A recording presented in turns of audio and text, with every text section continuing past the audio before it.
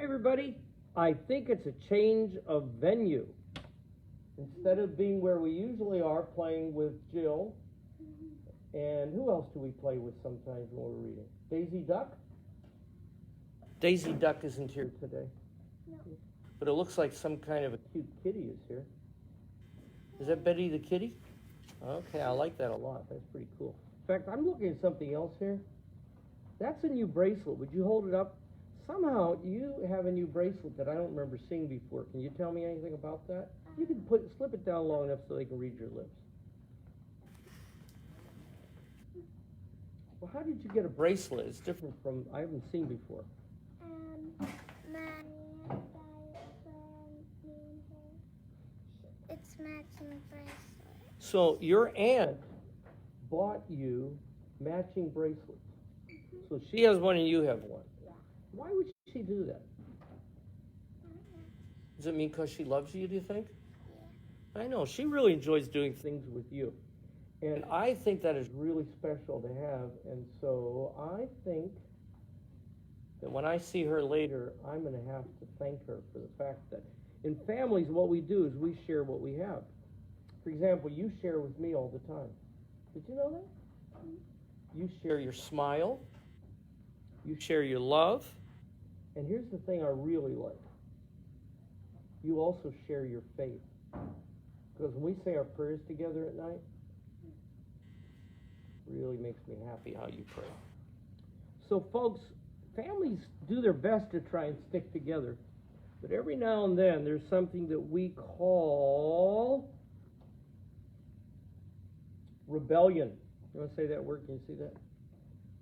Rebellion. That's right, rebellion. And it's what happens when somebody rebels or they're not too happy. I know for some people it's difficult to imagine, but there are some people who are only happy when they're not happy. You know that? That sounds strange. But they're so used to being unhappy, they feel better when they're unhappy because then they have something to be happy about. You know what I like? You're not old enough yet to have figured all that out. So you have to learn that from adults. It's not a good lesson. So what remember is that Jesus will deliver us out of rebellion. His plan is always to make sure that we don't have to live in the state of rebellion. So we have seen how God gave the law to the Israelites at Mount Sinai. Remember what I told you last week? Problem with a lot of people, they need to take 2 tablets every day. Yeah, and they're not doing it. All right. So now let's skip over the whole book of Leviticus. I mean, you know, it's a good book. I don't mean to say it's not, but we're going to skip over it.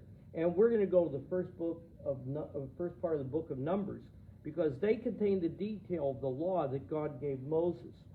And you can't make a very good story out of a law book. The only people who think you can are attorneys, I think. But now, that it's not that it's such a dull reading. If you have a taste for that sort of thing, but it's just not a story. So let's get on with the story. It seems like not even Moses was free from a little family jealousy. Aaron and Miriam, Moses' brother and sister, began to say such things as, "Oh, sure, God speaks through Moses, but he also speaks through us. Why don't you people give us the same sort of honor you give Moses?" This, even after the rotten stunt that Aaron had pulled with the golden calf. Remember that? Do you remember what happened with that golden calf last week? He ground it down. Oh, yeah. And what'd they have to do? He made He made everybody everybody drink drink it. Now you understand that was the most expensive drink ever made. That's absolutely amazing. So God called Moses and Aaron and Miriam to stand together before the tabernacle and said, "After all that Moses has done for you, aren't you ashamed of yourselves?" And a cloud came over them, and when it went away, Miriam had leprosy. Do you remember in the book, when we were watching The Chosen, do you remember there was a man who had leprosy and he asked to be healed? And all of those terrible things all over him went away. Well, that's what this is about. Miriam was speechless, and Aaron was nearly scared out of his wits, and he said to Moses, "Moses, I take it all back. You're the one God talks to and listens to. Please, won't you pray that God will heal Miriam?" So Moses prayed, and God told him to leave Miriam, go off by herself, away from everybody for a week. And when she came back, she'd be cured. All the Israelites camped there and waited until Miriam was cured. God, you know, had promised to lead the Israelites into the land of Canaan and to give it to them for an inheritance. But of course, the land of Canaan already had people living in it, and they weren't about to give it up without a fight. Moses knew they'd have to fight for it, so he sent spies to go through the land of Canaan and to find out about its defenses, to take maps and find out which cities were strongly defended and what crops were grown, and so on and so on and so on. The spies were gone for 40 days, and they came back loaded with produce. What kind of produce, I wonder, they might have? You know, produce like fruits and vegetables. What kind do you think they probably brought back? Can you think of anything? What would you like to have brought back? Strawberries? Blueberries? Watermelon. Pineapple. And pineapple. See, I think that's good. Now, I'm not sure what they brought back, but now I know what I get you when I come back. So let's move on. So Moses had sent 12 spies, one from each of the 12 tribes. They brought back glowing reports of what a good country it was, and only one of those 12, a fellow by the name of Caleb, said, "Sure, we can take the land, God helping us. Let's go right away." And Joshua agreed with him. But the others were scaredy cats. And they said, "The cities are strongly defended and far more numerous than we. Besides that, they were as big as giants, and in our own eyes, we seem like no bigger than grasshoppers. We'll never be able to defeat them." Kind of gives you the impression that they probably were about my size. So, all the people began to moan and wail and carry on and say, "Let's go back to Egypt." Remember that? They always wanted to go back to Egypt. You know, they wanted to go back to Egypt because they missed the garlic and the leeks. Well, that wouldn't make me want to go back to Egypt, but that's what they were saying. They said real nasty things about Moses, and they just knew they were all going to be killed by the people of Canaan. Joshua and Caleb said to all the people, "Look, you guys, God said he'd give us this land. Don't you believe him? Why be afraid of all those people?" What Joshua and Caleb said made the people ashamed, but they were too cowardly to admit it, and they almost mobbed Caleb and Joshua. About that time, the cloud that hovered over the tabernacle parted to show a brilliant glow, and God's voice was heard saying, "So help me, I'll send a plague upon these people and kill every last one of them." I guess God didn't really intend to do that, but he wanted them to think, and he would, because Moses prayed for them once for all. And God said, "Okay now, you sinful people, listen to me. I'm going to set foot in the promised land. I'll keep you wandering around in the desert until you die of old age. And your children will be the ones I'll bring into the promised land." God said to Moses, "By heaven, that sure is a bunch of faithless, craven, complaining folk. How do you put up with them?" And Moses said to God, "Ain't it so? How do you put up with them?" By that time, the people had all had a change of heart and said to Moses, "We're ready now to go and possess the land which the Lord promised to give us." And they acted very brave and courageous. Moses, still quite disgusted. How do people look when they're disgusted? Yeah, I think that's right. So anyway, that's what was happening. They were really looking kind of disgusted. And said, "Too late. God has already said you can't go, but you will have to wander around for another 40 years in the desert. 1 year for every day the spies were gone. Your children will make it, but not any of you." I feel like that sometimes when I'm driving around the highways around here. I figure I'm going to be on them for another 40 years sometime. This made the people really angry with Moses.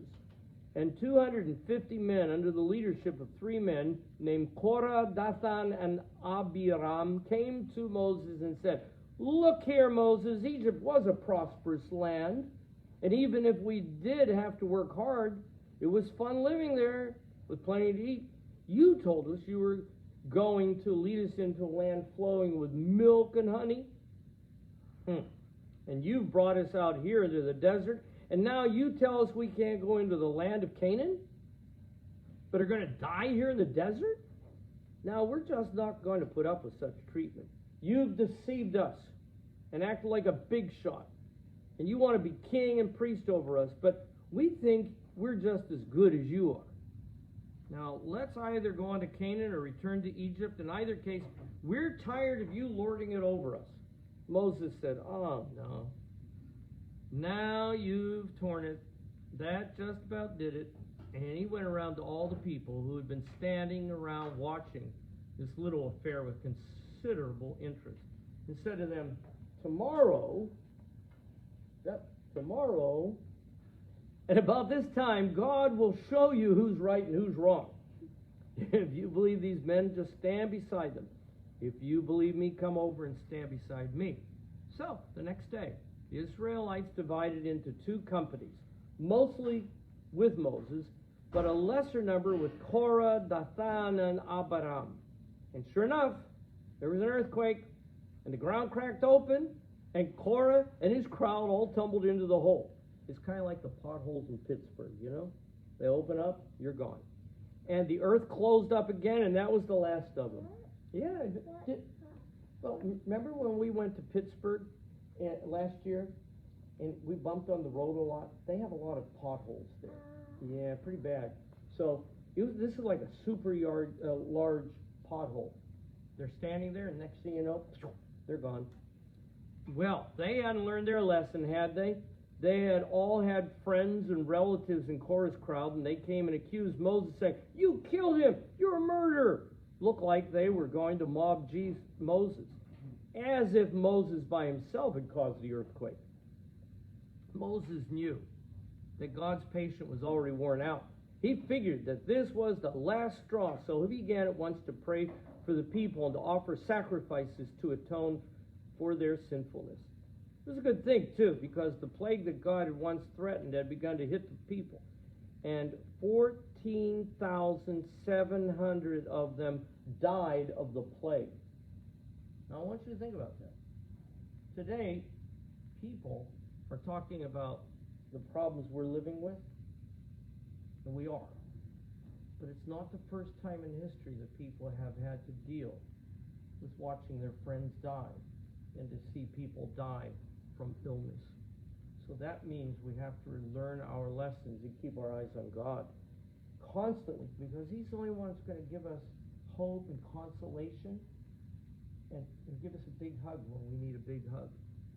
So Moses said after that, you people question my leadership. All right, choose a leader from each of the tribes and let him bring his staff. And I'll take Aaron's staff, you know, the very one Moses had used to perform his miracles with him, which he'd given to his brother Aaron. Do you remember a couple of those miracles? Remember that rod threw it down, what happened? It became a what? A snake. Remember I told you we call that Moses' God rod? Yeah. So, we'll write each man's name on his rod. We'll lay them all up in the tabernacle on the altar all night. God had told Moses to do this. The next morning they went to fetch the rods, and Aaron's rod had put forth branches and leaves and blossoms, and the other ones looked like they had been before. This rather impressed the people, and they quit fussing for a while. Once more, Moses had to bring water out of a rock. Remember how he did that? Rock water to give the people something to drink in the desert, because they were up to their usual tricks of complaining and wanting to go back to Egypt. The Jews were encamped in Kadesh, a town on the border of the land of Edom. Moses sent friendly letters to the king of Edom, asking very politely for permission to pass through his land, promising not to trample down the crops or take anything without paying for it. But the king of Edom refused and threatened to send an army to keep them out of his country. As a result, the Israelites couldn't go through Edom and had to go around through the desert country. God was already beginning to keep his word about not letting the Jews come into the land of Canaan for 40 years. After a long time, they came to a mountain called Hor, and God revealed to Moses that Aaron was about to die. Then Moses dressed Aaron up in all his priestly vestments, and in the sight of all the people, he took the vestments off of Aaron and put them on his son Eleazar. So when Aaron died, they would know that the priesthood continued in Aaron's family. And sure enough, a little while after that, Aaron did die. And they had a big funeral, and everybody mourned for a whole month. And that's what can happen. So Betty, I think it really means that we need to do our best to try and listen to God, I think, right? Yeah. And I think we have a lot of people we need to pray for. A lot of people sick right now, but a lot of people are scared. Well, they're sad too, because were you supposed to go to a birthday party today?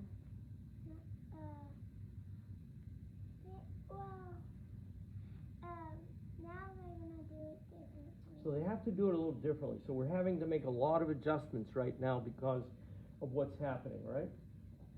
But you know one thing I really like? Nothing keeps you from looking at your Papa with those eyes that say, I love you, Papa. And nothing stops Jesus from looking at you and saying, Betty, I love you. Thanks, everybody. Let's say goodbye to our friends. Bye. See you next week.